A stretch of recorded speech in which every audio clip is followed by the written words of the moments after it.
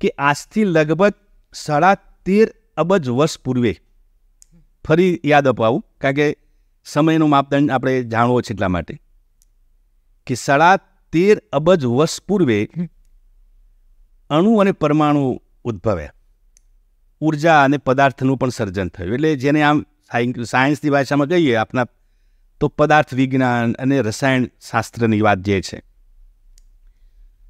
6.5 અબજ વર્ષ પૂર્વે, એટલે 13.5 અબજ વર્ષ પૂર્વે આ અણુ પરમાણુનું સર્જન થયું. 4.5 અબજ વર્ષ પૂર્વે આ આપણે જે ગ્રહ ઉપર જીવીએ છીએ ને એ ગ્રહનો જન્મ થયો. એટલે પૃથ્વી ગ્રહનું આયુષ્ય પૂછવું હોય કોઈને તો 4.5 અબજ વર્ષ કહી શકાય.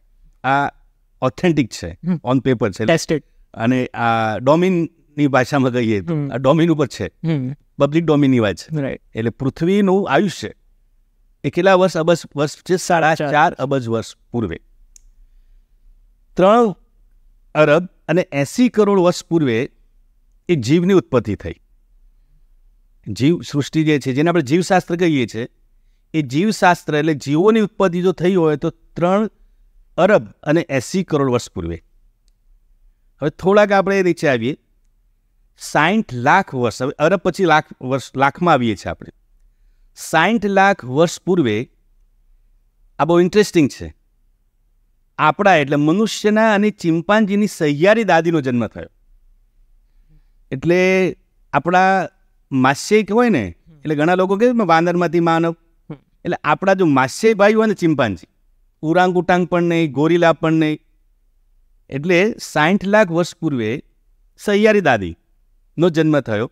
એનો એક વેલો એ ગયો ચિમ્પાન્જી પ્રજાતિ તરફ, એનો બીજો વેલો એ આવ્યો આ હોમો તરફ, જેને આપણે મનુષ્ય કહીએ છીએ.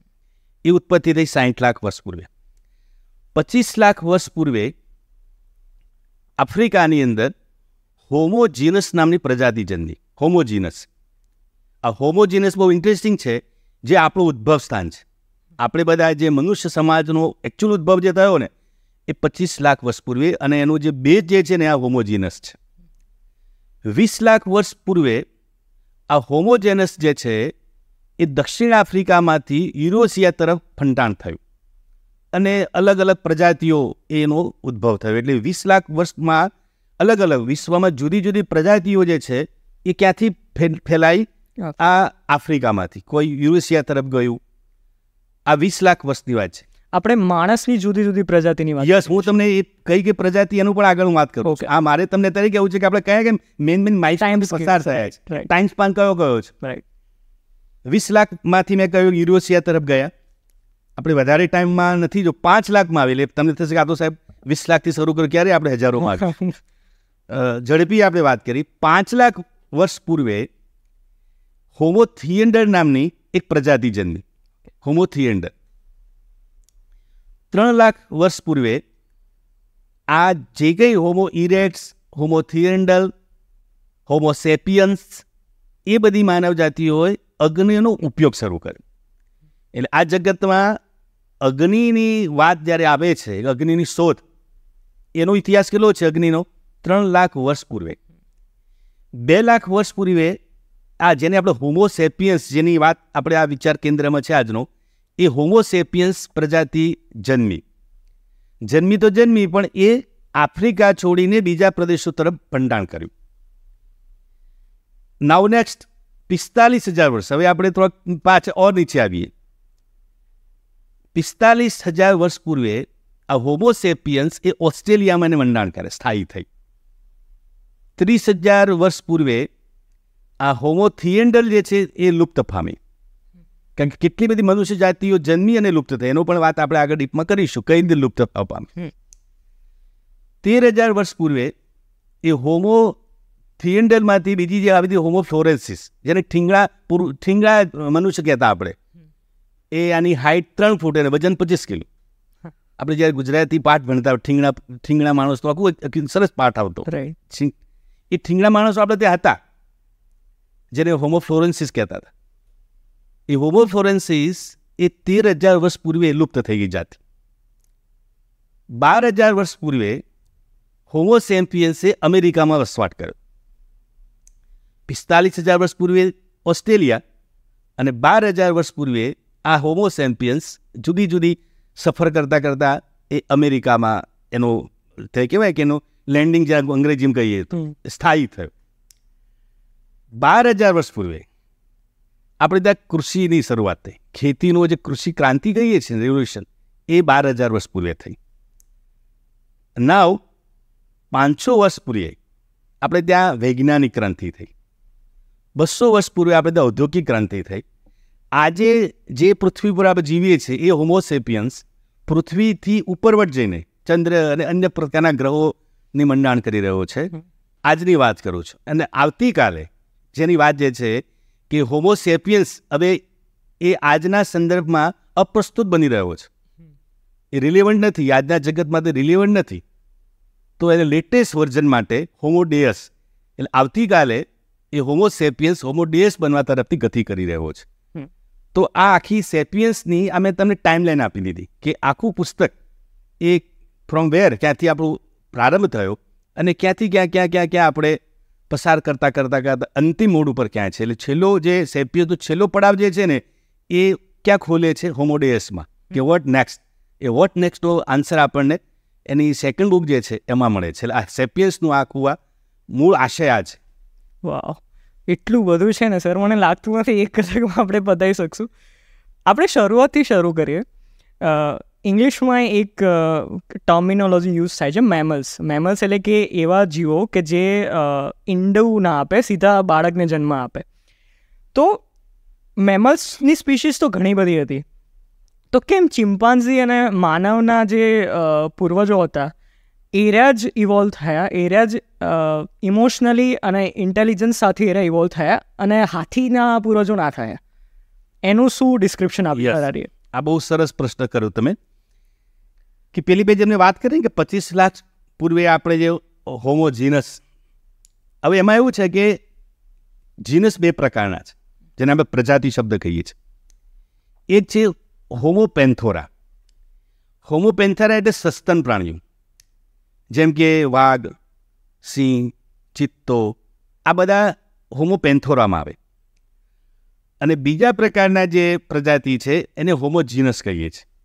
હોમોજીનસ એ લિટલ બીટ ઇન્ટેલેક્ચ્યુઅલ, પેન્થોરા કરતાં થોડીક બુદ્ધિશાળી જે કહી શકાય પ્રજાતિ એ હોમોજીનસમાં આવે. અને એમાં પણ કેટેગરી છે.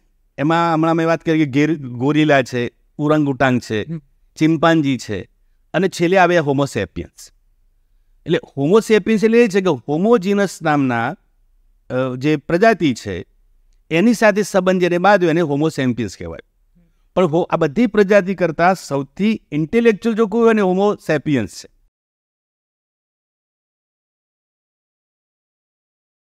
હોમોડેયસનું કેન્દ્રવર્તી વિચાર કયો? જેમ પેલામાં તો આપણે સમજી લીધું કે ભાઈ આપણે આપણી ઉત્પત્તિ ક્યાં થઈ અને કેવી રીતે આપણે વિકાસ કર્યો.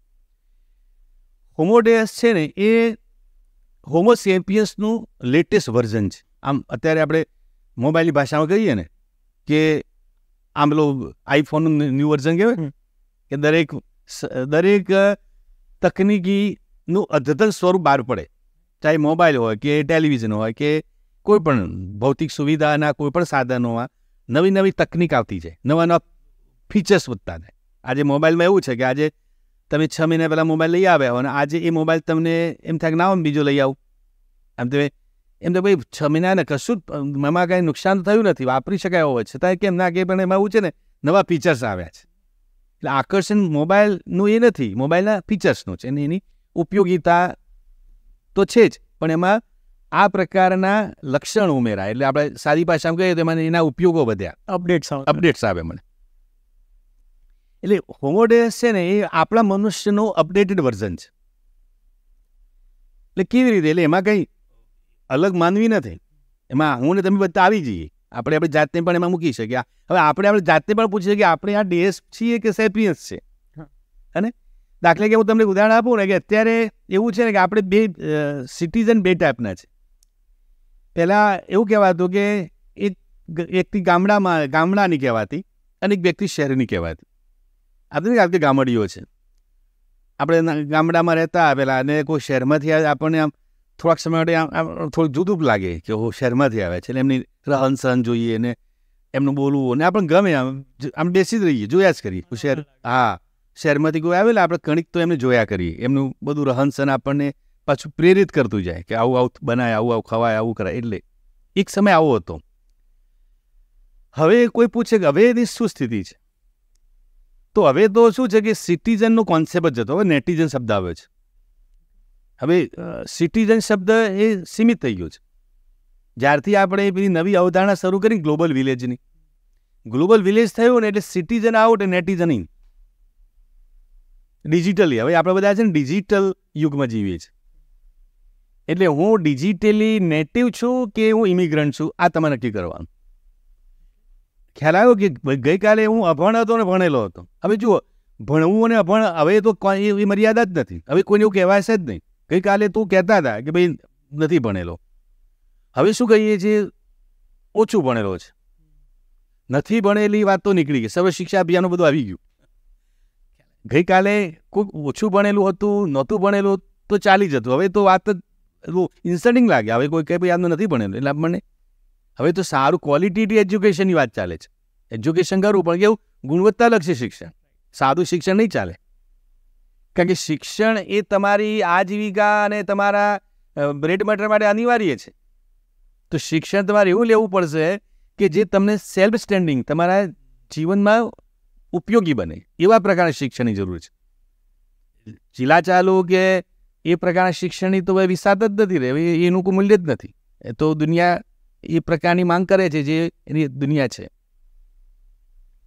એટલે હવે શું થયું કે બે પ્રકારના સિટીઝન છે. Citizen digitally native and digitally immigrant. દાખલા હું તમે છીએ, હું મારી જાતને એમ માનું કે હું ડિજિટલી ઇમિગ્રન્ટ કહેવાઉં, તમે નેટિવ કહેવાઓ. કેમ કે તમારો બર્થ અથવા તમે જે જનરેશનમાં છો ને તમે ફૂલ ફ્લેજ ડિજિટલ છો. આજે મારા કરતાં તમે આ ગેજેટ્સનો ઉપયોગ સારો કરી શકો. તમને સોશિયલ મીડિયાના કે કોઈ પણ પ્રકારના ગેજેટ્સને કેવી રીતે ઉપયોગ કરવા, અને રોજે રોજ મારા કરતાં વિશેષ અપડેટ તમે રહેતા હશો. તમારા કરતાં તમારાથી નાની ઉંમરની કોઈ બાળક હશે ને વધારે ડિજિટલ નેટિવ હશે. જ્યારે હું એ ડિજિટલ કેવો છું? ઇમિગ્રન્ટ છું. મારે તમારી પાસે મદદ લેવી પડે. જરાક કલભાઈ મને આને આ ફેસબુક, જોકે હું પોતે ફેસબુકનો આજે મારી પાસે એકાઉન્ટ જ નથી કે કોઈ પણ, આ તો સામાન્ય વાત છે. પણ મારે કંઈક તમારી મદદની જરૂર પડે એવું બની શકે. જ્યારે તમારા માટે બહુ શક્ય તમારે કોઈની મદદ લેવી પડે તમને શરમજનક લાગે કે હું શું કામ, હું ડિજિટલી નેટિવ છું કે હું એ સમયમાં જ જન્મ્યો છું. ચારે બાજુ ડિજિટલ હવે હું તમને ડિજિટલી મદદ માગું તો કેટલે અંશે શક્ય છે? બરાબર. આ એક એટલે નવો કોન્સેપ્ટ છે digitally native and digital immigrant. હવે સાક્ષર નિરક્ષરની મુદ્દો છૂટી ગયો. આજે મોટાભાગના લોકો ડિજિટલી ઇમિગ્રન્ટ છે. જૂની પેઢી, નવી પેઢી નેટિવ છે. નથી એવું કોઈ નથી. તમે જુઓ, હવે સામાન્ય વ્યક્તિને પણ સ્માર્ટફોન જોઈએ છે. આમ ભણેલો નહીં હોય, જ્યારે તેમ ઓછો ભણેલો શબ્દ વાપરો. ગામડાના લોકો પણ, ગામડાના અંતરિય ગામડાના લોકો પણ તે કેન યુઝ ધ સ્માર્ટફોન. હવે એમને પણ આ વોટ્સએપ ને ફેસબુક ને સોશિયલ મીડિયાના તમામ પ્લેટફોર્મ એમને પણ ગમે છે, જોવા પણ ગમે છે અને તે કેન યુઝ, એ વાપરે પણ છે. હવે આપણે સાધુ સંત મહાત્માઓના જોડે પણ સ્માર્ટફોન છે. હા, એટલે હવે જો એક વાત કરું તમને, હવે તમારે આ બધું કરવું એ ફેશનનો મુદ્દો નથી, જીવવાનો ઈચ્છો છે. ગઈકાલે હું સ્માર્ટફોન વાપરતો હતો એટલા માટે કે હું લાવો બીજા બધા વાપરે, હું પણ વાપર ના. હવે તો તમારી આ અનિવાર્યતા થઈ ગઈ છે. હવે આ મુદ્દો ફેશનનો નથી, મુદ્દો આધુનિકતાનો નથી, પેલું લક્ઝરી નથી, નીડ છે, અનિવાર્યતા છે. હવે તમે એમ કહેતા હો ને કે ભાઈ હું સ્માર્ટફોન યુઝ નથી કરતો, હું સોશિયલ મીડિયામાં એક્ટિવ નથી, તો સારી વસ્તુ નથી. કારણ કે તમે દુનિયાથી કનેક્ટ નથી, મતલબ તમે દુનિયા સાથે દુનિયાથી અલિપ્ત છો. એવું તો શક્ય જ નથી બનવાનું. હું દુનિયાથી અલિપ્ત રહીને જીવું એવું તો બનવાનું જ નથી. હવે દુનિયા તો મારે દુનિયા સાથે કનેક્ટ રહેવા માટેનું માધ્યમ કયું છે? હું તમને એક ઉદાહરણ આપું કે પહેલાં હું તો, તમે પણ ગામડામાંથી આવે તો તમને ખબર હશે, ગામડામાં પહેલાં પાદરનું મૂલ્ય બહુ હતું. પાદર એટલે ગામનો સીમાડો. સાંજ પડે ને એટલે તમને મોટા ભાગના મોટા વડીલો હોય, નાનેરાઓ હોય, બાળકો હોય, સ્ત્રીઓ હોય, મોટા ભાગના લોકો તમને ગામના પાદરે મળે. એટલે દરેકની ઉંમરના માણસો ત્યાં તમને મળે. બાળકો હોય તો રમત રમવા જાય, બાળકો મળી રહે. વડીલોની ક્યાંક વાતચીતનો વિસામો મળી જાય, બહેનોની પણ એમનો બાજુ કૂવો ગામ કૂવો હોય બધું. ટૂંકમાં પાદર એટલે આખા ગામનું એક મીટિંગ પ્લેસ કહેવાય, બધાને લાગુ પડે. અને રોજના સવાય કેટલાક વડીલો સવાર સાંજ 2 ટાઈમ પાદર બેસે. આજે પણ ગામના ચોરો કે ગામના મંદિરે તમને વડીલો બેસતા જોવા મળે. એમના માટે મીટિંગ પ્લેસ, વાત વિસામો છે. પાદર હતું સાહેબ. આજે એ પાદર શું છે? મોબાઈલ પાદર તો છે. એટલે હું અલ્ટિમેટલી હું સામાજિક છું ને, માનવી સામાજિક પ્રાણી છે. એટલે સામાજિક પ્રાણી હોવાના નાતે મારી કન્સર્ન કોની સાથે? સોસાયટી સાથે. એટલે હકીકત એવી છે કે મને મારા પડોશી સાથે કંઈ પરવા નથી, પણ મારે સોસાયટી સાથે કન્સર્ન ખરી કે કેમ? તો એ કન્સર્ન માટે મારે કોની સાથે કનેક્ટ રહેવું પડશે? દુનિયા સાથે. ચાહે ફેસબુક હોય, ચાહે ટ્વિટર છે, ચાહે વોટ્સએપ છે, કોઈ પણ પ્લેટફોર્મ. હવે એવું કે આજે સૌથી મોટામાં મોટો દેશ કયો? વિશ્વનો સૌથી મોટો દેશ કયો? તો કે ભાઈ ચાઇના, કોઈ કહે છે ભારત, કોઈ કહે છે. એ બરાબર વસ્તી વિશે ભૌગોલિક સીમાડાના સંદર્ભ, પણ સૌથી મોટો દેશ કોઈ? ફેસબુક. રાઈટ. ફેસબુક ઉપર કેટલા બધા લોકો, અને એ આજે તમે એક્સ કે ટ્વિટર કે એના કરતાં વિશેષ લોકો ઇન્સ્ટા કરતાં પણ, જો ઇન્સ્ટા પણ આગળ વધી રહ્યું છે, પણ ટૂંકમાં ફેસબુક એ આખા વિશ્વનો મોટામાં મોટો ચોરો બોલો, ગામનું પાદર બોલો, જે કહો તે આખા વિશ્વની ત્યાં ગોસીપ ગણો, વાતોચીતો ગણો, સંવાદ ગણો, બધું ક્યાં થાય છે. હવે એ તમે એનાથી અલિપ્ત કેવી રીતે રહી શકો? ગામમાં રહેવું, ગામની પાદરે ન જવું, તો એ ગામમાં ન રહેવા બરાબર છે કે કેમ? એટલે હું તો એ રીતે લેવું છું કે આજનો મોબાઈલ એ તમારા ગામનો ચોરો જ છે ભાઈ, ગામનું પાદર જ છે. તમારે ગામને મળવું છે તો ગામની પાદરે જવું પડશે. ગામનું પાદર એટલે શું? આજનો આ મોબાઈલ એ તો છે.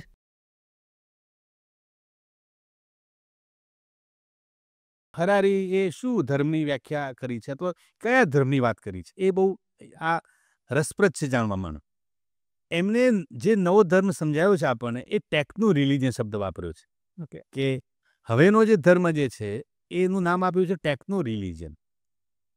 એટલે એમાં એ વાત કરી છે કે ગઈકાલનો ધર્મ જે છે ને, એમાં મનુષ્યનું ચાલ ચલકત, તમે કેવી વિચારો ધરાવો છો, તમારો વર્તન વ્યવહાર કેવો છે, એની કોઈક અગોચર શક્તિ, કોઈ એવી શક્તિ તમારી ઉપર વોચ રાખે છે. આવું આપણને કહેવામાં આવે છે કે ભાઈ જગતમાં જીવન શુદ્ધ રાખવું, સાધન શુદ્ધિની બાબતમાં, પાપ પુણ્યમાં પડો, એટલે પાપ પુણ્યની વાતો આપણે કરતા જ. અને આજે પણ ધર્મની અંદર આ વાત પણ આજે પણ છે કે નીતિમત્તાવાળું જીવન જીવવાનું, ઈમાનદારી રાખવાની. આ બધું એટલા માટે કે આ એક ધર્મનો હિસ્સો છે. ભગવાન રાજી રહે એમાં. આવું આપણને બાળપણથી શીખવવામાં આવે. જૂઠું નહીં બોલવાનું, અને આવા બધા આદર્શોના નીતિમત્તાની વાતો આપણને કરવામાં આવતી કે ભાઈ ઉપરવાળો જુએ છે. આજે પણ ભાઈ આ તો ઉપરવાળો તો બેઠો છે ને, ઉપરવાળો તો જુએ છે. હવે શું? હવે એ અત્યારનો ધર્મ એવું કહે છે ઉપરવાળો એટલે કોણ? Algorithm, AI. એટલે હવે શું છે કે આપણે એક બાજુ કે ભાઈ આ તો છેલ્લે ભગવાન હિસાબ કરશે ને, ચિત્રગુપ્તના ચોપડામાં બધું ચોખ્ખું હોય છે, જે કંઈ કરો એ બરાબર છે, પણ બધું અહીંયા ભોગવીને જવાનું છે. આવું બરાબર છે.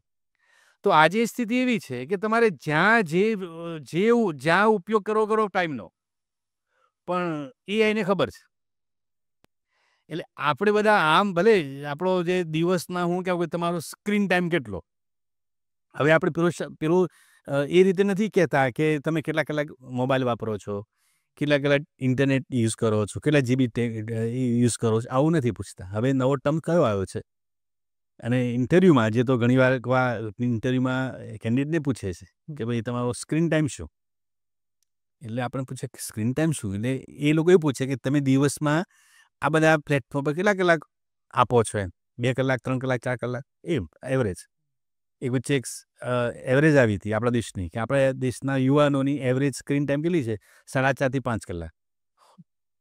એકરાજ ઓછો આંકડો હશે, હા, પણ તોય શું, દેશનો યુવાન દિવસમાં 4.5 થી 5 કલાક આને આપે છે.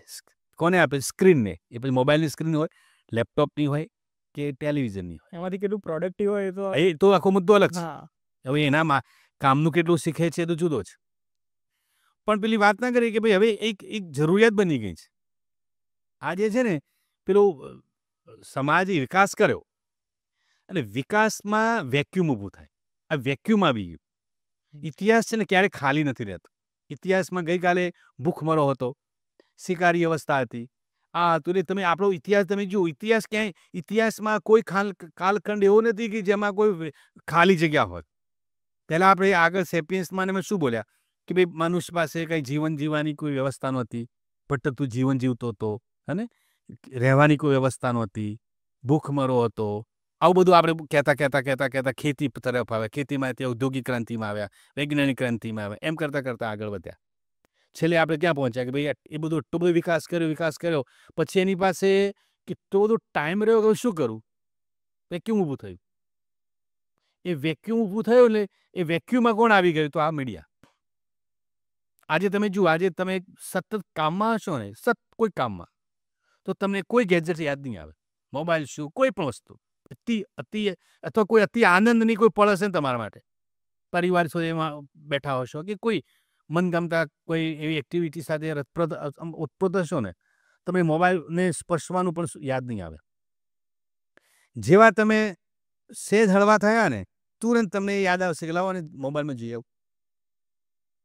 એટલે પેલું ડોપામાઇન અને ઓક્સિટોસિન એ તો તમને કદાચ ખ્યાલ હશે કે આની પાસે મૂળ તો પેલું કેમિકલ કામ કરે છે, હોર્મોન્સ કામ કરે છે. એટલે એ આપણને આ સપ્લાય આપે છે મોબાઈલ. આ બધા ગેજેટ્સ જે છે, મોબાઈલ હોય કે આ લેપટોપ હોય કે ઇન્ટરનેટની વાત જે છે, એ બધા આપણને ડોપામાઇન સપ્લાય કરે છે. ઓક્સિટોસિન જે છે ને એ આનંદપ્રદ હોર્મોન્સ છે, અને ડોપામાઇન જે છે ને સુખપ્રદ છે. સુખમાં ને આનંદમાં અંતર છે. એટલે જેમ કે હું 5-10 મિનિટ કંટાળો આવે એ શું છે? એ તમને અંદર લેક ઊભું થાય છે એનું ડોપામાઇનનું. એ ડોપામાઇનના લેકિંગમાં જેમ પેલું જે ચેઇન સ્મોકર હોય ને, 1-2 કલાક કામ કરે એટલે બોડીમાં ડોપામાઇન ઘટ ઊભી થાય. એટલે શું કરે? બહાર જઈને સિગરેટનો સરસ કસ મારી આવે 2-3, એટલે ડોપામાઇન મેન્ટેન થઈ જાય. સેમ વસ્તુ આપણે એવું કરીએ છીએ. હું તો ઘણી વાર કહું છું કે સિગરેટ બીડી પીવા કરતાં તો આપણે બહેતર થઈ જાય છે કે તો કદાચ દિવસમાં 4 કે 5 વાર સિગરેટ પીતો હશે, એનું ડોપામાઇનની જરૂરિયાત ઓછી હશે. આપણે તો એનાથી વધારે છે. તમે દિવસમાં કેટલા કલાક, 4.5-5 સતત કલાકનો હિસાબ માંડો તો કેટલું તમે ડેફિશિયન્ટ. અને આપણે કેવું છે, તીવ્રતા વધતી જ જવાની છે. ડોપામાઇન એવી વસ્તુ છે કે એની તીવ્રતા ઘટતી નથી, વધે છે, વધે જ. આજે હું 1 કલાક ટીવી જોઉં ને મને બીજા દિવસે કલાકથી 1.25 કલાક તરફ જવાની ઈચ્છા થશે. હું એમ નહીં વિચાર કરું કે કાલે કલાક જોયું ને આજે તો અડધો કલાક જ જોઈ લઉં. એટલે હવે આજે નથી નવો કોન્સેપ્ટ ડિજિટલ ડિટોક્સનો શરૂ થયો છે કે ભાઈ હવે તમારે એક દિવસના નકોડા ઉપવાસ કયા કરવાના છે? તો ડિજિટલ ડિટોક્સ કરો. એટલે તમારે નક્કી કરો કે આજના દિવસમાં એક પણ પ્રકારના મોબાઈલ હોય કે ટીવી હોય કે કોઈ, એટલે સવારથી સાંજ સુધી કશું ટીવી નહીં જોવાનું, મોબાઈલ વાપરવો, કશું દુનિયાથી દૂર થઈ જવા, અલિપ્ત થઈ જવા. એક મુવમેન્ટ ચાલી રહી છે ડિજિટલ ડિટોક્સની, ડિજિટલ ઉપવાસ. હા, ઉપવાસ. કેટલાક ધર્મોમાં મને હમણાં જાણવા, કેટલીક જ્ઞાતિના કેટલાક ધર્મગુરુઓએ આગ્રહપૂર્વક આ વસ્તુ એમના ધર્મમાં આરોપિત કરી દીધી છે. કારણ કે આપણે ત્યાં ડૉક્ટર કહેશે તો નહીં માનીએ, પણ કોઈ ધર્મગુરુ કહેશે તો તરત માનીશું, કારણ કે એની સાથે ધર્મ જોડાયેલો છે. તો ધર્મગુરુ હોય જે થોડા પ્રોગ્રેસિવ વિચારધારાવાળા છે, એમને એમના ધર્મની અંદર ઇમ્પ્લિટ કરી દીધું છે કે હવે તમારે સાંજ પડે પરિવાર સાથે બેસવાનું, પરિવારના બધા સદસ્યો બેઠા હોય ત્યારે તમારે મોબાઈલ ને કે ટીવી જોવાનું પણ, એટલે પ્રતિબંધ ધર્મની અંદર મૂકી દીધું છે. પેલા પ્રોટેસ્ટન્ટ એથિક્સ જેવું કરી નાખ્યું છે, હવે તમારે આ જ કરવાનું. એટલે ડિજિટલ ડિટોક્સની જરૂરિયાત ઊભી થઈ. એટલે ડોપામાઇન અને ઓક્સિટોસિન આ બંને બાબતો છે. એટલે ટેકનો રિલિજનની એમને વાત કરી છે. તો ટેકનો રિલિજનમાં એવું, એટલે અત્યારે તમારી તમામ વર્તણૂક ઈશ્વર જુએ છે. કયો ઈશ્વર? તો એઆઈ, આર્ટિફિશિયલ ઇન્ટેલિજન્સ નામનો ઈશ્વર. આજનો ઈશ્વર એટલે અલ્ગોરિધમ જેને કહીએ છીએ, એ તમારી દરેક બાબતની નિગરાની રાખે છે. તમારું દરેક શબ્દ, તમારું જ્યારે તમે વેનએવર start your gadget, A to Z તમામ તમે કેટલું યુઝ કર્યું, કઈ સાઇટ તમે જોઈ, કયા વિડીયો જોયા, વિડીયો તમે શું જોયું, બધી રજ માહિતી એ લોકો પાસે છે. આર્ટિફિશિયલ ઇન્ટેલિજન્સ અને એલ્ગોરિધમને સર એક સાદી ભાષામાં સમજાય છે. અલ્ગોરિધમ જે છે ને એ પ્યોરલી ગણિત છે, અને આર્ટિફિશિયલ ઇન્ટેલિજન્સ એ ગણિત પર આધારિત મશીન છે. એટલે ડીપ લર્નિંગ, મશીન લર્નિંગ કહીએ ને, રોબોટિક. અલ્ગોરિધમ એટલે તમે, અને આ બધું અત્યારે જેને જમાનો એઆઈનો છે, આર્ટિફિશિયલ ઇન્ટેલિજન્સની અંદર મૂળ બાબત કઈ છે? અલ્ગોરિધમ. એ બધું ડેટા ઇનપુટ કરવામાં આવે છે એક ચોક્કસ પ્રકારના આંકડાઓ સાથે. અને આજે તમે જો વિશ્વમાં એની એટલી બધી મૂલ્ય એનું મહત્વ વધતું જાય છે, સામે છેડે મનુષ્યનું મહત્વ ઘટતું જાય છે. એટલે આજના મનુષ્યનો મોટો પ્રશ્ન શું છે? આ એમાં હોમો ડેયસમાં પણ કહ્યું છે કે આપણે બધા જો અપડેટ નહીં રહીએ ને તો આપણે બધા જ આજના સમય માટે બિનઉપયોગી બની જઈશું, નોન પ્રોડક્ટિવ, યુઝલેસ બની જઈશું. That basic. અને જે પ્રાણ પ્રશ્ન છે ને આજના સમયનો આ છે કે આર્ટિફિશિયલ ઇન્ટેલિજન્સના જમાનામાં મનુષ્ય એક મોટો માસ, એના માટે શબ્દ વાપર્યો છે કે મહામાનવ, સુપરહ્યુમન સિવાય બાકીના જે હોમોસેપ, એક સમય પેલી વાત મેં નથી કરી કે આગળ સમયમાં હોમો નિયન્ડરથલ હતા, હોમો ફ્લોરેન્સિસ હતા, હોમો ડેસિમોવા હતા. એક સેપિયન્સ જ કેમ જીવતો રહ્યો? બાકીની જાતિઓ જે તે સમયે લુપ્ત થતી ગઈ કારણ કે એ અપડેટ ન રહી માટે. એક હોમોસેપિયન્સ એવી જાતિ હતી એ સમય પ્રમાણે પોતાની જાતને સંવર્ધિત કરતી રહી, અપડેટ કરતી રહી, એ માટે જીવી. એટલે આજની સ્થિતિ આપણી એવી થવાની છે. જો આપણે રોજે રોજ આપણી જાતને અપડેટ નહીં રાખીએ ને તો આપણે પણ આવતીકાલે આ સમયમાં કહેવાય કે મહત્વના રહીશું જ નહીં. સાહેબ તમને લાગે આપણે તો આ જમાનાના છીએ જ ને, આપણે તો કઈ દુનિયામાં જીવીએ છીએ, કઈ દુનિયામાં જીવીએ છીએ. એ સ્થિતિ આવી ગઈ છે, હવે આવશે નહીં, આવી ગઈ છે.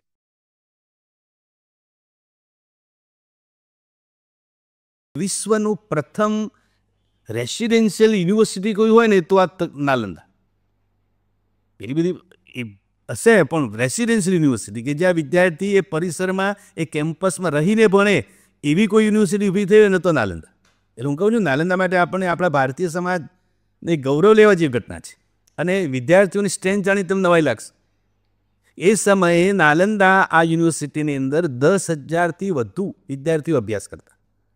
આજે અત્યારની કોઈ યુનિવર્સિટીમાં આવી સંખ્યા આપણે લાગે ને તો એ સમય વિચાર તો કરો. અને 2,000થી અધિક અધ્યાપકો. આ 10,000થી વધારે વિદ્યાર્થીઓને અભ્યાસ માટે 2,000થી વધુ અધ્યાપકો હતા. એ પણ નિવાસી અધ્યાપકો, એટલે ત્યાં એને પરિસરમાં જ રહેવાનું. એકોમોડેશન કેટલું વિશાળ હતું? 300. એટલે એવું છે કે અલગ અલગ ભવનો હતા. એટલે આપણે વિચારાય કે આટલા બધા વિદ્યાર્થીઓ એકોમોડેશન કેવી રીતે થતું હશે? તો અલગ અલગ ભવનો. અત્યારે જેમ કોઈ કેમ્પસમાં તમે જાઓ, અત્યારે આપણે BHUમાં જઈએ છીએ કે મોટી વિશાળ યુનિવર્સિટીઝમાં તમે જાઓ ને તો શું એક કેમ્પસ હોય અને એ કેમ્પસની અંદર એ અલગ વિષયો શીખવવામાં આવતા હોય. મોટા વિશાળ પરિસરોમાં તમે જાઓ ને તો આવું છે. તો અહીંયા પણ એવું હતું. એક બિલ્ડિંગ જેમ કે એક ભવન હોય તો એ ભવનની અંદર એકોમોડેશન કેવું હોય? એવું કીધું કે 5:2. એટલે એવું કહેવાય કે 5 વિદ્યાર્થીઓએ 2 અધ્યાપકો હતા. સાહેબ આજે પણ નથી. રેશિયો સ્ટુડન્ટ ટીચર રેશિયો કેટલો હતો? 5:2. એટલે 5 વિદ્યાર્થીઓ દીઠ 2 અધ્યાપક. એટલે કેવું કે એક એકોમોડેશનમાં 35 વિદ્યાર્થીઓ રહે. એક બિલ્ડિંગ એવી હોય કે 35 વિદ્યાર્થીઓ એકોમોડેશન. અને 35 વિદ્યાર્થીઓ રહેતા હોય એમાં વિષય એક જ ભણાવાય. જેમ કે કોઈ જ્યોતિષ વિદ્યા ભણવા આવ્યા તો જ્યોતિષ વિદ્યાના વિદ્યાર્થીઓને જેમ આપણે સબ્જેક્ટ વાઇઝ હોય ને એ રીતે એ જ્યોતિષ વિદ્યાના વિદ્યાર્થીઓ આ બિલ્ડિંગમાં વસવાટ કરે. પછી માની લો કે યોગવાળા હોય તો બીજી બિલ્ડિંગમાં. એમ કુલ મળીને એ બધા જે છે ને એ દરેક બિલ્ડિંગમાં આવા 35-40નું એકોમોડેશન. એમનું ત્યાં રહેઠાણ પણ ત્યાં, એમની નિવાસી વ્યવસ્થા પણ ત્યાં, એમનું ભોજન પણ ત્યાં, અને આચાર્યો પણ ત્યાં આજુબાજુ વસવાટ કરે, સ્નાનાગૃહ પણ ત્યાં, 20 તો તળાવ હતા મોટા મોટા ત્યાં. તો આ રીતના વ્યવસ્થા હતી. 300 આવા નાના મોટા બિલ્ડિંગ હતા. પછી સ્તૂપ જુદા, પછી મઠો જુદા, પછી બગીચા, ચંદન અને આંબાના વૃક્ષોના વિશાળ બગીચાઓ ત્યાં હતા. આવું સરસ મોટાનું કેવું ગ્રીનરી ભર્યું કેમ્પસ હશે. અને એનાથી અધિક વાત કરું એની વિશાળ લાઇબ્રેરી. એવું કહેવાય છે કે જેમ વિશ્વનું પ્રથમ રેસિડેન્શિયલ કેમ્પસ છે ને એવું ને એવું વિશ્વની મોટી જો ગ્રંથાલય હોય ને લાઇબ્રેરી તો નાલંદામાં હતી. સાહેબ 9 મંજલી 9 માળ. આ જે ધર્મગંજ એક જે લાઇબ્રેરીનું જે પરિસર હતું ને એ લાઇબ્રેરીના પરિસરને ધર્મગંજ નામ આપવામાં આવેલું. અને એમાં આ 9 માળની બિલ્ડિંગ, એમાં 3 ભાગ. એ જે આખી લાઇબ્રેરી કેમ્પસ હતું ને એને 3 બિલ્ડિંગ હતા અલગ અલગ. એમાં એક બિલ્ડિંગનું નામ હતું રત્નદધી, પછી બીજું બિલ્ડિંગ હતું ને એનું નામ રત્નસાગર હતું, અને ત્રીજું જે બિલ્ડિંગ હતું ને એને રક્તરંજક નામ હતું. આ 3 નામથી અને અલગ અલગ વિષયોના વિચાર તો કરો. ત્યાં કેવી ટેકનોલોજી તમે જુઓ કે પેલું કહેવત છે ને કે ભાઈ ખંડેર ઇતની બુલંદ હૈ તો ઇમારત કેટલી ભવ્ય હોગી એમ. એટલે આજે નાલંદાના તો અવશેષો જોઈએ છે આપણને, ઈંટો લાગે આપણને, તો કલ્પના આવે કે 9 માળની લાઇબ્રેરી અને એમાં આવા 3 વિભાગો અલગ અલગ. આજની યુનિવર્સિટીમાં નથી સ્થિતિ. આજે તમે જુઓ કઈ યુનિવર્સિટીની અંદર 9 માળની યુનિવર્સિટી, 9 માળની તો કોલેજ યુનિવર્સિટી નથી હોતી.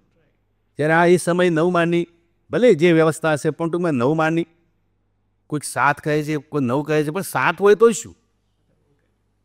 હવે એને પુસ્તકોની યાદીની વાત કરો તો આપણને વિચાર આવે કે 9 માળની લાઇબ્રેરી હશે, 10,000 વિદ્યાર્થી અને બરાબર 10,000 વિદ્યાર્થીઓ રહેતા હોય અને એ પણ આ બધા દૂર દૂરથી આવતા હોય એટલા માટે આટલું તો વ્યવસ્થા હોવી જ ઘટે. અને 90 લાખથી વધારે પાંડુલિપિની પ્રતો હતી. એ સમય પુસ્તકો નહોતા પણ 90 લાખ. બીજા તામ્રપત્રો, ભોજપત્રો તો જુદા, શિલાલેખો જુદા, પણ કેવળ આ પાંડુલિપિ, કારણ કે સમય પાંડુલિપિથી જ બધું અધ્યયન થતું. હવે વાત આવે કે ભાઈ આ યુનિવર્સિટીઝની અંદર શું પ્રવેશ કેવી રીતે મળતો હશે? સર એક મિનિટ, આ ટોપિકમાં આપણે આગળ વધીએ અને પહેલાં આ આપણું સમજવું જરૂરી છે કે આટલો બધો જે ડેટા છે, આટલી બધી જે બુક્સ છે અને લિપિઓ છે, એ 3 રાજ્યોમાંથી તો ના આવી હોય. કારણ કે આખા ભારતનું યોગદાન હશે કે શ્રી અલગ અલગ રાજ્યોમાંથી એ વિદ્વાનો હોય ત્યાં ભણાવાય જાય, એ એમના સાથે જે નોલેજ છે ત્યાં લઈને જાય અને એ સબમિટ કરે લાઇબ્રેરી અને એ એનું યોગદાન આપે. ચોક્કસ. તો અને બીજી એક વસ્તુ જોઈ કે આપણે 3 રાજાઓનો કાળ બદલાયો આ લાઇબ્રેરી દરમિયાન. તો એ લોકોએ એવું બની શકે કે બીજી બધી વસ્તુઓ નષ્ટ કરી દીધી હોય પણ લાઇબ્રેરી એ લોકોએ જેવી તેવી એમને એમ રાખી ના. એટલે એ લોકોએ કોઈ નષ્ટ કર્યું જ નથી. સાંભળો, આ હર્ષવર્ધન હોય કે ધર્મપાલ હોય કે કુમારગુપ્ત હોય, હા, એટલે મારું કહેવું એ છે કે એ લોકોને મહત્વ ખબર હતું યુનિવર્સિટી કે એને કંઈ ના થવું છે, ભલે તમે બીજું ગમે તે કરો અને એને ડેવલપ કરો. અને ડેવલપ કર્યું છે. દરેક રાજાએ, એટલે 5મી સદીથી 12મી સદીનો મેં કાળ કર્યો ને, એ પ્રત્યેક રાજાએ રસ લીધો. એક્ઝેક્ટલી. હે ને? એટલે એ તો એ લોકોએ નાલંદાને તો એની ખ્યાતિ એટલી બધી વિશ્વભરમાં ખ્યાતિ હતી. હવે આજના સંદર્ભમાં તમે જુઓ કે આજે આમ જોવા જઈએ ને તો આપણે બધા એબ્રોડ એટલે ઓવરસીઝ એજ્યુકેશનની અત્યારે મહિમા છે. અત્યારે આમ તો સામાન્ય કહેવાના દરેક પરિવારના બાળકને થાય હું મારું ફર્ધર એજ્યુકેશન વિદેશમાં કરું, દરેકનું સપનું છે.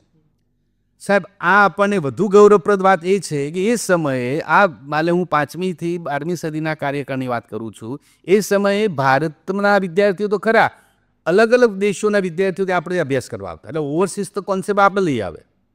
આ બાજુ તમે જાપાનને તમે શું માનો? જાપાન એટલે કેવો દેશ? હાઈલી પ્રોગ્રેસિવ કન્ટ્રી કહેવાય છે આજના સંદર્ભમાં. જાપાનને તમે બરાબર ને, આ બાજુ ચીનને તમે ક્યાં મૂકો છો? તો તમે વિચાર કરો, જાપાન, શ્રીલંકા, જાવા, સુમાત્રા, કોરિયા અને આ બધા દેશોના એટલે 17 એટલે એવું કહેવાય કે દક્ષિણ પૂર્વ એશિયાના લગભગ દેશોના વિદ્યાર્થીઓ એ આ નાલંદા યુનિવર્સિટીમાં અભ્યાસ માટે આવતા. કેટલી ખ્યાતિ હશે? ગ્રીસ સુધીના છે રેકર્ડ. આપણે ઇતિહાસકારોએ ગ્રીસનો પણ ઉલ્લેખ કર્યો છે કે ગ્રીસથી પણ બાળકો અભ્યાસ માટે આવતા. અને આ બધા જે ધર્મપાલ, શિલભદ્ર એ ટાઈમે યુનિવર્સિટીના કુલપતિ હતા. કુલપતિનો વિચાર કરો કે વાઇસ ચાન્સેલરનો વિચાર, જે કુલપતિ શબ્દ જ આપણો લઈ આવે છે. કાલિદાસે રઘુવંશમના મહાકાવ્યમાં કણ્વ ઋષિ અને વશિષ્ઠ ઋષિ માટે કુલપતિ શબ્દ વાપર્યો છે. તો એ સમયે આ નાલંદા યુનિવર્સિટીની અંદર એ શિલભદ્ર નામના બૌદ્ધ અભ્યાસુ હતા અને બહુ પ્રકાંડ પંડિત, એના વાઇસ ચાન્સેલર જ્યારે હુએનસાંગ જ્યારે ચીની પ્રવાસે પ્રવેશ લીધો ત્યારે એને એટલા માટે એમને તો મળવાનું એટલી આકાંક્ષા હતી કે મારે એમને મળવા જવું છે. એની વાત આપણે આગળ કરીશું, પણ ટૂંકમાં એ યુનિવર્સિટીના શિલભદ્ર એ કુલપતિ હતા. બીજું તમને કહું કે આર્યભટ્ટ, આજે જેને આપણે શૂન્યની શોધક, તો એ એના બધા જે છે યુનિવર્સિટીના વિદ્યાર્થીઓ ખ્યાલ આવે. એટલે કેટલી બધી આપણી એને તમે તક્ષશિલામાં જાઓ, આજે પાણીની છે, પછી પતંજલિ છે, સુશ્રુત છે, વરામિહિર અને ખગોળશાસ્ત્રી, એ વરામિહિરના બધા જેના એલ્યુમનાઈ છે બધા. એટલે આપણા એમ રિયલી આપણે ભારતીય જ્ઞાન સંહિતાની વાતો કરીએ છીએ એ જ્ઞાન સંહિતાના બેઝિક જે સોર્સ છે ને એ આ બધી યુનિવર્સિટીમાંથી ઊભા થયેલા છે. કેવા નામ છે? ચાણક્ય, ચંદ્રગુપ્ત. આજે ચાણક્ય એટલે તક્ષશિલાના સ્ટુડન્ટ, પછી તો ત્યાં ના અધ્યાપક હતા ચંદ્રગુપ્ત. એટલે કેટલાકે ત્યાં અભ્યાસ પણ કર્યો, અને અભ્યાસ કર્યા પછી ત્યાં અમને જેમ કે આર્યભટ્ટની મેં વાત કરી, આર્યભટ્ટ પોતે ત્યાં નાલંદાના વિદ્યાર્થી હતા, અને પછી ત્યાં એ અધ્યાપન એમનું કામ કર્યું. તો એવા વિચાર કરો, આ તો 2-5 જાણીતા નામ મેં તમને કહ્યું, એવા તો કેટલા બધા નામ હશે દરેક ક્ષેત્રમાં. અને બીજું તમને કહું કે ત્યાં કેવળ 1-2 વિષય નહીં, તમને જાણી નવાઈ લાગશે કે 108 અલગ અલગ વિષયોનું ત્યાં જ્ઞાન આપવામાં આવતું. 108 મલ્ટીડિસિપ્લિનરી એપ્રોચ અત્યારે આપણે જે નેશનલ એજ્યુકેશન પોલિસીમાં લઈ આવે છે, બરાબર, કે આંતરવિદ્યાકીય અભિગમ, કે હવેના વિદ્યાર્થી કેવળ એક વિષયમાં નિપુણ નહીં, મલ્ટીટાસ્કિંગ એપ્રોચ છે હવે તો. તમારે એક નહીં પણ અલગ અલગ વિષયનું જ્ઞાન સંપાદન કરવું પડશે. સાહેબ, આ વિચાર તો આપણે ત્યાં આપણી ભારતીય જ્ઞાન પરંપરા વર્ષો જૂનો છે. અલગ અલગ કોઈ વિષયો નહીં કે જે બાકી ન હોય. કળા આવી જાય, સંગીત આવી ગયા, ધર્મ આવી ગયા, વ્યાકરણ આવી જાય, જ્યોતિષ વિદ્યા આવી જાય, ખગોળ વિજ્ઞાન આવી જાય, કોઈ બધા જ યુદ્ધની. અને એમાં કેવું દરેકની કેટેગરી સમજો કે તમે રાજાના નગર, કોઈ રાજાના દીકરાને જે શિક્ષણ આપતા હોય તો એને એ પ્રકારનું આપવાનું, કોઈ નગર શેઠનો દીકરો તેને એ ટૂંકમાં કોઈ બાકી નહીં, બધા વિષયોનું જ્ઞાન આપવામાં. આયુર્વેદનું તો યોગ, આયુર્વેદ એક ફિલ્ડ એવું નહીં, અવકાશ વિજ્ઞાન, ચિકિત્સા શાસ્ત્ર, આ બધાનું ત્યાં જ્ઞાન પ્રાપ્ત થતું.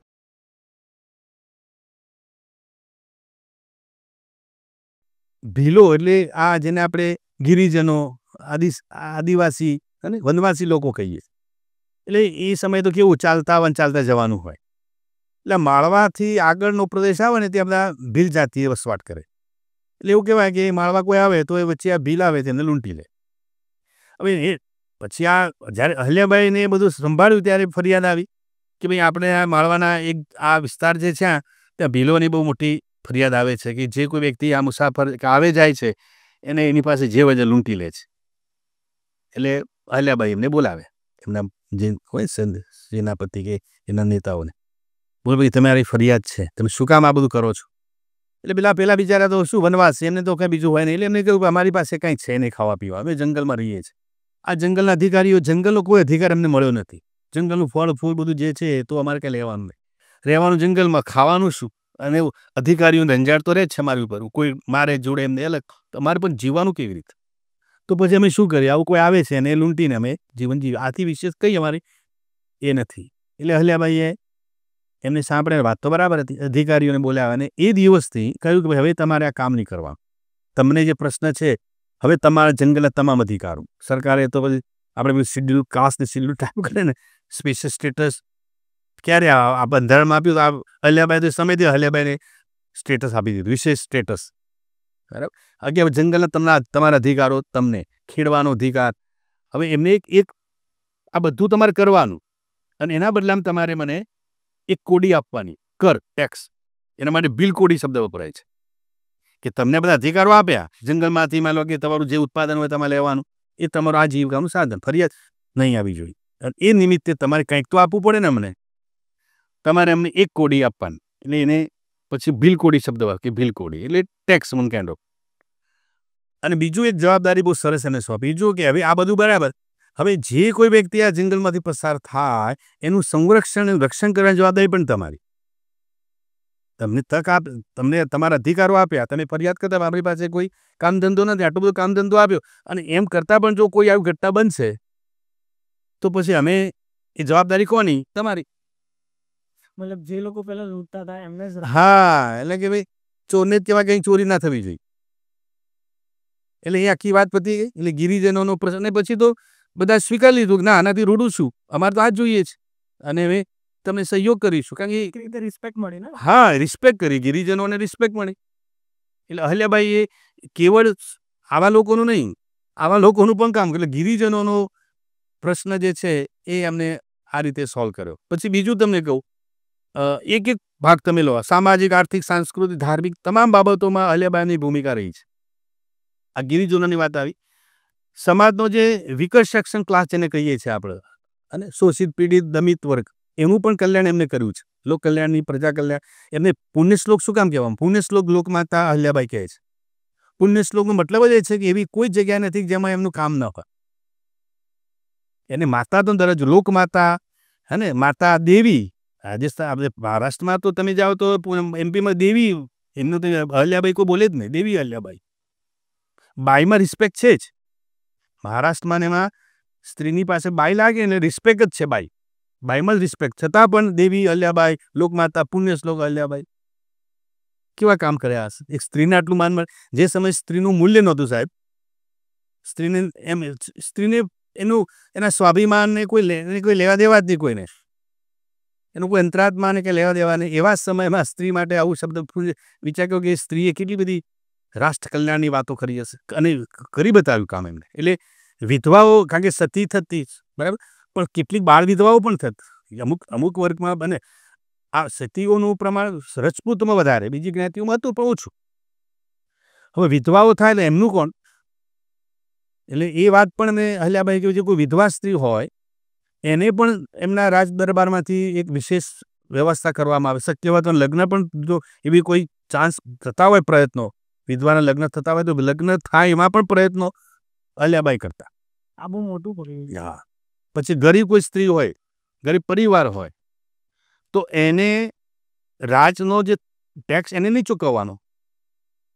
એને ખ્યાલ આવે આ તો ગરીબ, હવે એ પોતે ગરીબ છે તો એને તમે શું કાંઈ, એની પાસે પાછો પડતાળ પાટું મારવાની વાત છે ને, તો એને શું કામ તમારે કંઈ આપવાનું? અંતકોણથી તમારે એને આપવાનું. જે અત્યારે આપણે કહેવાય લો પોવર્ટી લાઈન. એટલે ગરીબી નીચે જીવતા માણસોની જે વાત જે છે કે લોક કલ્યાણ, હે ને, કે ભાઈ કલ્યાણ રાજ્ય, આપણે કલ્યાણ રાજનું જે વિગા છે સંકલ્પના, એ કલ્યાણ રાજની સંકલ્પના તમે અહલ્યાબાઈમાંથી જોવા મળે છે કે આવા માણસોનું કલ્યાણ થાય એ ભાવ. બીજું એક સરસ તમને આમનું મોટું કામ બતાવું. એમને એટલે આ તો બધા કામ એમને કર્યા જ કર્યા. બીજું કામ એમને શું કર્યું કે એમને ટપાલ, એ સમયે જે કંઈ વ્યવસ્થા, સંદેશ વ્યવહારનું એક જ માધ્યમ હતું ટપાલ, અને હસ્તલિખિત પ્રતો. એ ટાઈમે કંઈ છાપકામનું કામ હતું નહીં. હવે ટપાલીનું પણ સ્ટેટસ હતું. એને જાસૂદ, હર કરીને એવા વિશેષ નામ આપતા હતા. બરાબર. હવે એક ટપાલ અહીંથી જાય એટલે સમય તો લાગે ને એને. એટલે હવે વચ્ચે જાય, ચાલતો જાય, જંગલમાંથી જવાનું, વચ્ચે નદી નાળા આવે, કંઈક મતલબ કે વરસાદ આવે, કોઈના બીજા રાજ્યમાંથી જાય તો એને લૂંટી પણ લે, એને પત્ર પડાવી લે. અને જાસૂદ એટલે એને એ ટપાલનો કેટલો મતલબ હોય. એ ટપાલના આધારે નિર્ણયો લેવાના હોય. હમણાં મેં વાત કરી ને આ ગંગોબાવાળી, એ ટપાલ જ બધું મતલબ હોય. બધું કંઈ બોલીને બધે જાતિ જવાની તો વાત આવી નહીં. તો ખાનગી ટપાલ વ્યવસ્થા બે પ્રકાર, શાહુકારી અને સરકારી ટપાલ વ્યવસ્થા હતી. શાહુકારી એટલે જે શાહુકારો હોય ને એ પણ ટપાલ મોકલતા એમના વ્યવસાય વેપાર અર્થે, અને સરકારી એટલે આ બધી થાય. તો અહલ્યાબાઈ એક સરકારી જે ટપાલ હતી, એમાં ખાનગી એટલે એક નાનસી નામની કંપની હતી, એમાં એને આ શરૂઆત કરી. કંપની એટલે પેઢી. હવે એ શરૂઆત લાગે સામાન્ય, તો એમને શું કર્યું કે જે ટપાલી જાય ને એને અમુક સગવડો પૂરી પાડી. દાખલા કે એક સગવડ એમને શું આપી કે એ હાથમાં લાકડી આપે, અને લાકડી આપે ને લાકડી ઉપર એને પેલી ઘૂઘરી બાતી આપે. લાકડી તો હોય જ, પણ લાકડી પર ઘૂઘરી. હવે કહેવાય ઘૂઘરી આપીમાં શું એને ફેર પડ્યો? ઘૂઘરીથી શું થાય, એ ચાલે એટલે ઘૂઘરીનો અવાજ આવે, એટલે જ્યાં જતો હોય ને ત્યાં આજુબાજુ લોકોને પણ ખબર પડે કે ભાઈ આ ટપાલી આવે છે. એટલે એની આજુબાજુ કોઈ આવે નહીં. આપણે પેલી સાયરન વાગે ને, પેલું કોઈ નેતા જતા હોય ને એમ તો કાફલો ચાલતો હોય ને કે સાયરન ગાડી પર કેવી વાગે છે, એવું સાયરન. એટલે ટપાલીનું એટલું જ મૂલ્ય કે એની ઘૂઘરી વાગે એટલે આજુબાજુ લોકો કોઈ જતા આવતા હોય તો ઊભા ના રહે. પછી વચ્ચે કોઈ નદી આવતી હોય તો નાવ તૈયાર રાખે કે ભાઈ આ ટપાલીને ક્રોસ કરવા માટે નાવ. પછી એને કપડા માટે વ્યવસ્થા કે ભાઈ પલળે, માનો વરસાદ આવે તો પલળે, તો એને પછી તો બીજી બાજુ વ્યવસ્થા નથી કપડાની. લાગે કેવું સાદું, તો કપડાં, પછી અમે કહ્યું ઘૂઘરી અને નાવ, આ વ્યવસ્થા અહલ્યાબાઈએ કરેલી. પછી હસ્તલિખિત પ્રતો હતી ને, કારણ કે એ તો હસ્તલિખિત હતી, તો પંડિતોને દૂર દૂરથી બોલાવે, બીજા બધા પરગણામાંથી પંડિતો બોલાવે, અને પંડિતોને જે જાણતા હતા ને લખાણ, એમને બોલાવી એટલે હસ્તપ્રતોનું નકલ કરાવે, જેથી કે બીજા માણસો વાંચે.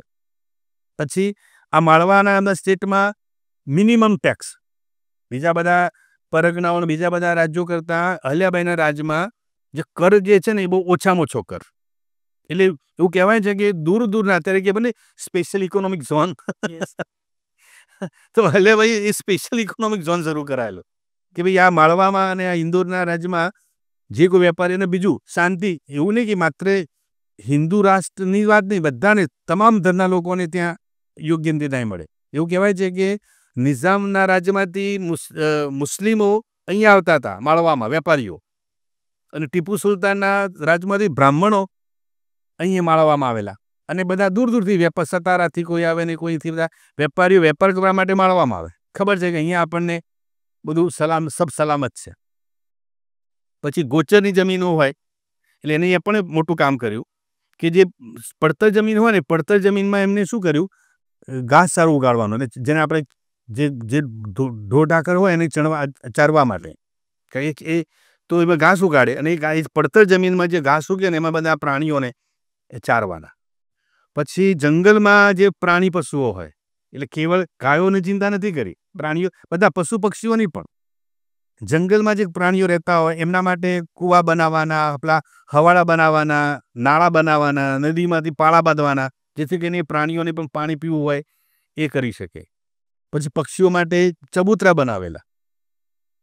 અને એનાથી તમે આગળ કહો કે જળચર પ્રાણીઓની પણ ચિંતા હલ્યાભાઈ કરતા. જળચર એટલે આ માછલીઓ અને બીજા, તો એ લોટની ગોળીઓ બનાવી રાખે, અને એ નદી હોય ને, નદીના પાણીમાં જ્યાં એ લોટની વ્યવસ્થા જ એવી કે સવાર પડે લોટની ગોળી ના કહેવાય. અને એ લોટની ગોળીઓનો ક્રમ આજની તારીખમાં તમે મહેશ્વર જાઓ ને, અમે તો એ ગોળીઓ નાખેલી જ, રાતે કે દિવસે જાઓ તો આજે પણ એ નર્મદાના ઘાટે બધા ઠેઠર ઊભા જ હોય લોટની ગોળીઓવાળા. અમે પણ આ લોટની ગોળીનો શું મહિમા છે, આપણે માછલીઓને બધા નાખીએ છીએ, પણ પછી એમને ત્યાંના કોઈ સ્થાનિકે કહ્યું કે આ અમારી લોકમાતાએ પરંપરા કે એમને માત્ર માણસોની નહીં, મછલી એટલે જળચર પ્રાણી સાહેબ, કીડીઓને પણ બધા લોટ નાખતા. એટલે રોજ એક વ્યવસ્થા એવી હોય કે સવાર પડે માણસ નીકળી જાય તો ઠેર ઠેર ઠેર જ્યાં કીડીઓના પેલા હોય ને ઘર, એ માણસ રાખેલો, માણસ વ્યવસ્થા કરે છે આખી વ્યવસ્થા.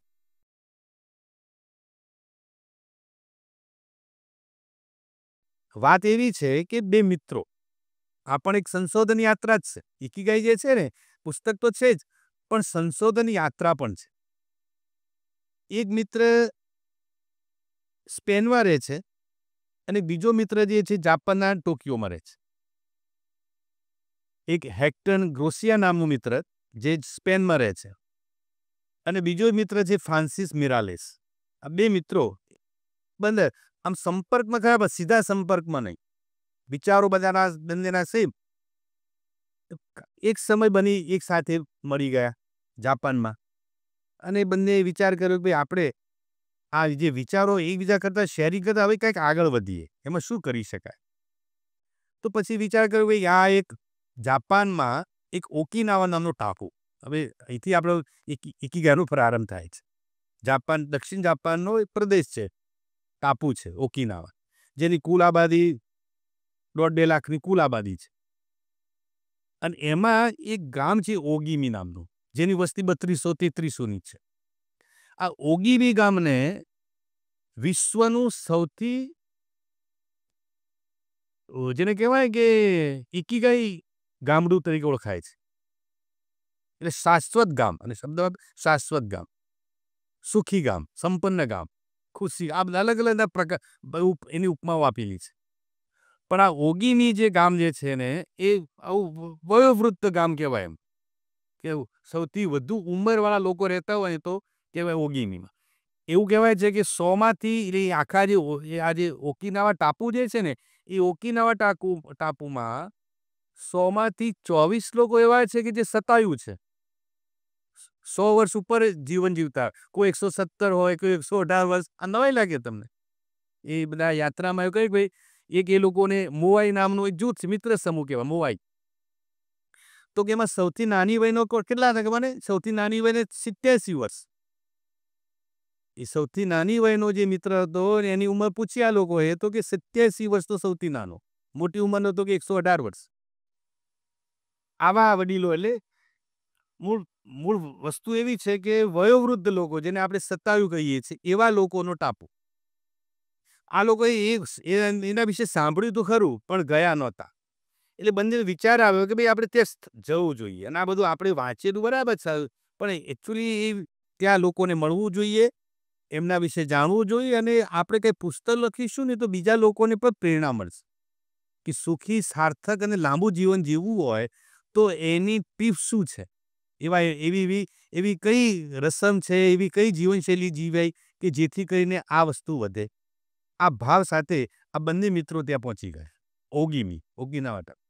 અને ત્યાં એમને 100 વડીલો, આ બધા જે વડીલો હતા ને, જેઓએ 27 પાસ કરી હતી, કોઈ 100 વર્ષ, કોઈ બસ 105 વર્ષ, અલગ અલગ એવા 100 વડીલોને આ મળ્યા એટલે રૂબરૂ એમની પાસે સંપર્ક કરીને એમની પાસેથી માહિતી પ્રાપ્ત કરી. અને જે માહિતી પ્રાપ્ત કરીને એ સંકલન જે થયું ને, એટલે આ બન્યું ઇકીગાઈ. ઇકીગાઈ મૂળ હેતુ આ છે કે ભાઈ કોઈ પણ વ્યક્તિને જીવન જીવવાનું લક્ષ્ય હોય, જીવન જીવવાનું એક હેતુ હોય, એટલે લાઈક પર્પઝ ઓફ લાઈફ, જીવન જીવવાનું ચોક્કસ હેતુ હોય ને, એ હેતુ અથવા જીવન જીવવાનું કોઈ કારણ, નિમિત્ત, એને ઇકીગાઈ. જાપાનમાં ઇકીગાઈનો અર્થ કંઈક આ નીકળે છે. અને વાત બરાબર છે કે જીવનમાં જીવન જીવવાનું કોઈ મકસદ હોય, જીજીવિષા શબ્દ આપણે ગુજરાતીમાં જીજીવિષા કહીએ છીએ, કે મારે જીવન જીવવાનું કોઈ મકસદ છે ને મકસદ માણસને જીવતો રાખે છે. આટલા ઇકીગાઈ. અને એમાંથી પછી એમને બધા અલગ અલગ જે વડીલોને મળ્યા, વડીલોએ પોતાની એક જીવનચર્યા, દિનચર્યાની વાતો કરી કે તમે આટલા ખુશ છો, આટલા હેપી છો, તમે આટલું બધું સરસ સારું જીવન જીવો છો, તો એ જીવન જીવવાનું એ જડીબુટ્ટી શું છે, રસાયણ શું છે. પછી જે વાત કરીને એ બધા પુસ્તકમાં એટલે દરેકે પોતપોતાનું વર્ણન કર્યું છે. દાખલા કે એવું કહ્યું છે કે એક વડીલને મળ્યા, એ વડીલે એવું કહ્યું કે જીવન જીવવા માટે મારું જે ઉત્તમ જે રસાયણ જે હોય ને, તો મિત્રો છે, મારું સામાજિક સંપર્ક, કે જેટલો સમય તમે લોકો સાથે હળી મળીને રહેશો તેટલો સમય તમે લાંબુ જીવશો. અને એ કે હું રોજ સવારે મારો આ જ પ્રવૃત્તિ હોય છે, મેક્સિમમ મિત્રોને મળું, અને મિત્રો સાથે મળવામાં હળવાશ સાથે, કોઈ ભાર નહીં, એકદમ હળવાશ સાથે મિત્રોને મળવાનું, વાતોચીતો કરવાની, કેથાસિસ કરવાનું, આપણો માનસિક જે સંતાપ છે, સામાજિક સંતાપ છે, એને ત્યાં મિત્રો સાથે એકદમ હળવાશ સાથે તમે લાગણી પર શેર કરો. કોઈકે કહ્યું કે હું નિત્ય થાય તેટલી મારા શરીરની મર્યાદામાં રહીને કસરત કરું છું. કોઈકે કહ્યું કે હું નિયમિત જે કંઈ સમ્યક આહાર જેને કહી શકાય, આહાર લઉં છું. કોઈકે કહ્યું કે હું સામાજિક પ્રવૃત્તિઓ કરું, સેવાકીય પ્રવૃત્તિ. બાળકોને એક સરસ એક વડીલ એવું કહ્યું કે મારી એક જ પ્રવૃત્તિ છે, હું સવારે ઉઠીને આ સ્કૂલે જતા બાળકોને હાય હેલો કરું છું, અને એનાથી એ જે બાળકો સ્માઇલ આપે છે ને, એ જ મારો દિવસ તો ખોરાક બની જાય છે. એક એવું સરસ વાત કરી કે તેરા તુજકો મુબારક. હું આ ગામમાં જે બાળકો સ્કૂલે જાય છે, એમને સ્કૂલે મૂકવા જાઉં છું, આ મારું ખોરાક છે. કોઈકે કહ્યું કે હું અહીંયા ગામના કે કોઈ બીજી હોસ્પિટલમાં દર્દીઓને લઈ જવાનું કામ કરું છું, this is my food. Organic food ખાય છે. બીજું તમને કહું કે આપણે ત્યાં અલગ અલગ ડાયટની વાત આવે છે, તો આ જાપાનમાં દીર્ઘાયુષની વાત કરીએ છીએ, લાંબા જીવન જીવવા માટેની જે ટિપ્સ છે ને, એમાં એ લોકોએ એક આખું ઓકિનાવા ડાયટ અત્યારે ટ્રેન્ડી છે. ઓકિનાવા ડાયટ એટલે શું કે ઓકિનાવા ટાપુના લોકો જે ડાયટ ફોલો કરે છે એમની દિનચર્યા ભોજનમાં, એવું તમે કરો. એમાં એવું આવે છે કે ભાઈ તમારે ખોરાક જે છે એ બને એટલો ભોજનની તમારી જે લેવાની વાત જે છે એ તમારા ભૂખ કરતાં 80% લેવો જોઈએ. 80%. એના માટે જાપાનની અંદર હોચાહજીબુ, જ્યારે આજે પણ એ લોકોને જાપાનમાં રિવાજ છે કે ભોજન આવું કોઈ મેળાવડો હોય કે ઇવન ઘરમાં પણ આપણે પેલા શ્લોકથી શરૂઆત કરીએ કે ભોજન લઈએ એટલે શ્લોક બોલીએ છીએ, તો એ લોકો એક સરસ આવું કે હોચાહજીબુ બોલવાનું. તો હોચાહજીબુનો મતલબ એવો થાય છે કે ભાઈ તમે જ્યારે ભોજન લેવા બેઠા છો તો ભોજન તમે 80% 20% બાકી રાખજો. તમારી ભૂખ કરતાં તમારે 20% ઓછું જમવાનું છે. એને હોચાહોચીબુ કહેવાય. પછી બીજું એમના ત્યાં છે વાબીસાબી. વાબીસાબીનો એક કેટલો સરસ વિચાર છે એમને. એટલે જાપાનના લોકો સુખી છે, સંપન્ન છે, સાર્થક જીવન જીવે છે, એની પાછળનું એમનું સીધું આ તર્ક છે. એમની જીવનચર્યા તમે જુઓ ને તો લાગે આ જીવનચર્યા, અને એવું નથી કે જાપાની લોકો જ અપનાવે છે, આપણા જીવનો પણ આ છે, પણ આપણે કદાચ ખ્યાલ પણ નહીં હોય. બીજું આપણે ત્યાં હવે આયુષ્ય મર્યાદા સરેરાશ જે જાપાનની આજે એવું કહેવાય છે કે જાપાનની એવરેજ જે આયુષ્ય મર્યાદા જે છે એ બીજા દેશો કરતાં વધારે છે. પણ એનો મતલબ એવો નથી કે આપણે ત્યાં ઓછી છે. આપણે તો આજે પણ આપણે અગાઉના પોડકાસ્ટમાં જે વાત કરી હતી કે ભાઈ 1947માં આપણે ત્યાં કેવળ 51-52 વર્ષની સરેરાશ આયુષ્ય હતું. એની બદલે આજે તમે 73 કે 74 વર્ષે પહોંચી ગયા છો. તો જાપાનમાં આજે 85 ને 87 વર્ષ છે. સ્ત્રીઓમાં 87 વર્ષ, પુરુષોમાં 85 વર્ષ છે. તો એનું કારણ બીજું એ છે કે આ બધા લોકોને પેલી એક સોશિયલ લાઈફનો પણ પ્રશ્ન છે. આપણા વડીલોમાં આ પ્રશ્ન છે. આપણા ત્યાં તમે જુઓ કે આપણી જે સમાજ વ્યવસ્થા જે છે ને એ જાપાન કરતાં થોડીક ભિન્ન છે.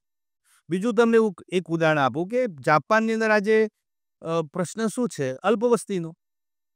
જાપાનમાં વડીલોની સંખ્યા એટલી બધી વધી ગઈ છે તો ત્યાં હવે અલ્પવસ્તીનો પ્રશ્ન છે. હમણાં એક આવ્યું હતું કે બેબી ક્રાઇસિસ. જાપાનમાં બેબી ક્રાઇસિસનો પ્રશ્ન ઉભો છે. ત્યાં ડાયપરની ફેક્ટરીઓ બંધ થઈ ગઈ છે. બીજા બધા દેશોમાં જે પ્રાથમિક શાળાઓ બંધ થવા માંડી છે કારણ કે નથી સંખ્યા એટલી બધી બાળકોની. તે ક્લબ કરે છે સ્કૂલો. એક સ્કૂલમાં 500 બાળકો ભણતા હવે નથી થતા તો શું કરીએ? તો હવે બેબી ક્રાઇસિસનો મુદ્દો ત્યાં અલ્પવસ્તીનો મુદ્દો ઉભો થયો છે. આજના ત્યાં યુવાનોની સંખ્યા ક્રમશઃ ઘટે કારણ કે એ જે પોપ્યુલેશન ઓછામાં ઓછો પોપ્યુલેશન દર જે છે આ બધા દેશોનો 1.2 એટલે કંઈ ના કહેવાય. એટલે આવતીકાલે એમને પ્રશ્ન ઉભો થવાનો છે. એટલે વડીલોની સંખ્યા પ્રમાણમાં વધારે છે અને વડીલો હોય એટલે ત્યાં બધા એટલે આ ઓકિનાવા ટાપુમાં તો મહત્તમ સંખ્યા વડીલોની છે. બીજું એ ટાપુ છે એટલે ત્યાં બીજું પરિવહનનું કોઈ સાધન નથી એટલે શારીરિક શ્રમ પણ થતો જાય છે. એટલે એ રીતે ઘણા બધા કારણો છે કે જ્યાં વડીલોની જે તંદુરસ્તી જે છે એ બરકરાર રહે છે. ઓર્ગેનિક ફૂડ ખાય છે. મોટાભાગના વડીલો કહ્યું છે કે ભાઈ અમે ફાર્મિંગમાંથી જે ઓર્ગેનિક જે શાકભાજીને જે કરીએ એ જ અમારા રોજનો ખોરાક બને છે. બીજું તમને કહું કે એ લોકોએ આખા જાપાનમાં રૂલ છે કે ભાઈ તમારે તમારા દૈનિક જીવનમાં 10 મિલીગ્રામ જેટલું મીઠું સોલ્ટ લેવાનું ફૂડમાં, એનાથી વધારે નહીં લેવાનું. તો આ ઓકિનાવાના જે છે તો એને ફોલો કરે છે સ્ટ્રિક્ટલી. બીજા નથી કરતા. બીજા ત્યાં 12-13 ગ્રામ લે છે બીજા જાપાનીઝ. પણ ઓકિનાવા ટાપુમાં તો એ લોકોએ મિલિટરી જેવું શાસન ચાલે છે કે ભાઈ 10 ગ્રામ કહ્યું છે ને એનાથી ઓછું જ તમારે મીઠું લેવાનું. ખાંડ પણ નહીં લેવાની. ખાંડ એને ઓર્ગેનિક નેચરલ પ્રોસેસથી જે ખાંડ ખાવાની એ જ ખાવાની. આપણે જે ખાંડ ખાઈએ છીએ કેમિકલ એડેડ નહીં ખાવાની. એટલે વાબી સાબીની જો વાત કરતો ને વાબી સાબી કેવું છે કે એમાં તમે કે જે યોગ્ય હોય એને તો માણીએ જ છીએ. પ્રકૃતિમાં જે પ્રોપર છે એને તમે માનો છો પણ જે ઇમ્પ્રોપર છે એને પણ સ્વીકાર કરો. એટલે જે આમ કહેવાય કે બધું તમને આમ ઘણી વાર કેવું થાય બધું આમ વેલ ટુ ડુ હોય ને ગમે પરફેક્ટ. પણ શું કે તો બરાબર છે પણ જે ઇનપરફેક્ટ છે એને પણ તમે પ્રેમ કરો, એને પણ ગમો. તો તમને યાદ એની વાબી સાબીમાં એ લોકો કેટલું આમ અદ્ભુત કે ભાઈ જે અપ્રાકૃતિક છે ને એને પણ સ્વીકાર. દાખલા તરીકે તૂટેલો કાચ છે. હવે તૂટેલા કાચને આપણે શું માનીએ છીએ? અશુભ માનીએ છીએ. આપણે તો રિજેક્ટ એક નાની હેર ક્રેક હોય ને તો આપણે એને મૂકી દઈએ છીએ બહાર કે ભાઈ હવે એનો ઉપયોગ ન કરશો. અશુભ પણ થઈ ગયો અને હવે એનો ઉપયોગ ના. સાહેબ વાબી સાબી એટલે શું? જાપાનમાં એવું છે કે આવા બધા તૂટેલા કાચના વાસણ હોય ને એમાં એ જે હેર ક્રેક થઈ હોય ને એમાં સોનાની બધા વરખ કહેવાય ને એને ભરી દે. આપણે જેને અશુભ માનીએ છીએ એ લોકો શું કરે આવી નાની મોટી હેર ક્રેક થઈ હોય ને એને સોનાની કે ચાંદીની વરખનું આમ એ મારી દે અને એની ઇફેક્ટ બનાવે. આજે પણ ત્યાં જે તૂટેલા અને આવા અનઇવન વાસણો હોય ને એની માંગ વધારે છે વાબી સાબી. અને બીજું જે છે ઇચિગો ઈ એટલે શું કે સહજ રહેવાનું. નોર્મલ નહીં.